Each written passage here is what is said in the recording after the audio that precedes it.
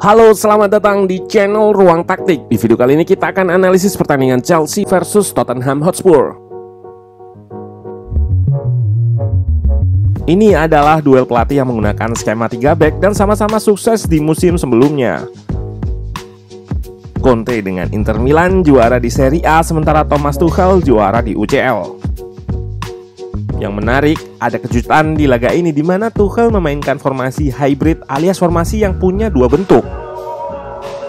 Di akhir laga dia menyebut soal pergantian formasi ke 4 back ini atau 4-4-2 lantaran absennya Thiago Silva alias slot back tengahnya berkurang.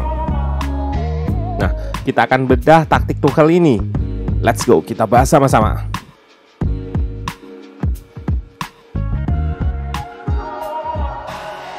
Tuchel menyebut memakai 4-4-2 di press conference pada akhir laga. Dengan winger yaitu Mount dan Ziyech yang bergerak ke dalam, formasinya lebih terlihat 4-2-2-2. Formasi yang sama digunakan pelatih Jerman lain yaitu Hasenhüttl dan Rangnick. Namun ketika bertahan, Ziyech akan drop di sisi kanan pertahanan sehingga menjadi 5-3-2.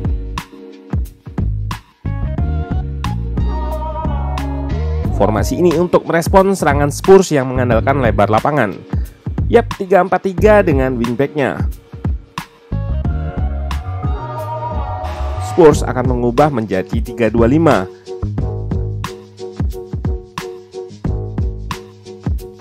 Dengan Ziyech yang selalu tracking atau mengikuti Doherty, maka 5 pemain depan Spurs akan berlawanan dengan 5 pemain belakang Chelsea di blok rendah.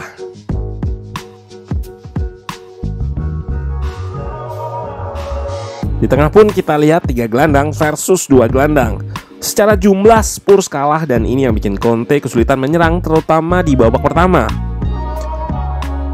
Fleksibilitas taktik Tuchel dalam bertahan ini adalah perang taktik pertama di laga ini. Lalu 4-2-2-2 terlihat digunakan untuk pressing. Lukaku terlihat menutup akses pressing terlebih dahulu sebelum melakukan press ke pembawa bola. Yang menarik adalah Saul lebih ke depan sehingga sejajar Mount. Sementara Ziyech akan menjaga Doherty yang melebar.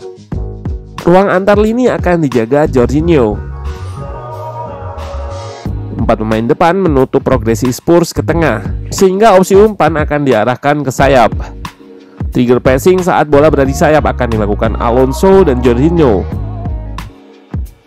Bagi sebagian orang, gol pertama adalah gol bunuh diri.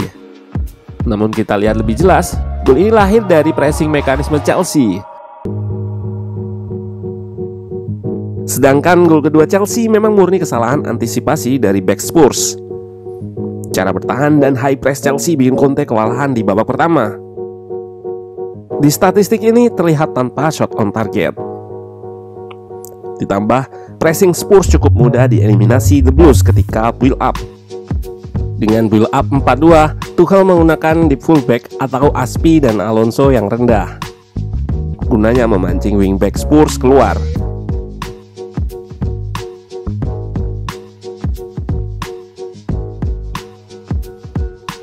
Dan Havertz akan melebar untuk expose ruang yang ditinggalkannya tadi. Ditambah 2 pemain tengah Ziyech dan Mount yang bergerak ke tengah, membuat gelandang Spurs nggak bisa melakukan press ke Jorginho.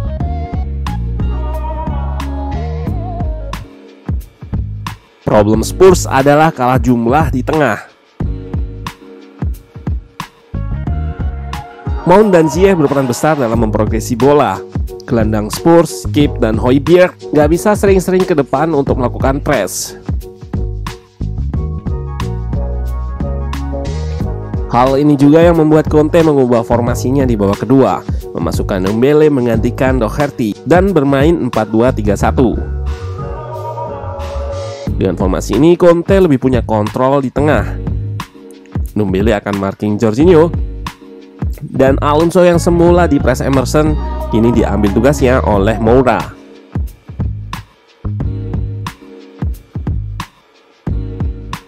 Namun dengan mengganti Doherty di sisi wingback, artinya Spurs kekurangan pemain di sisi lebar lapangan. Hal ini dibaca dan diekspos dengan baik oleh Tuchel yang menginstruksikan Werner serta Ziyech menjaga kelebaran.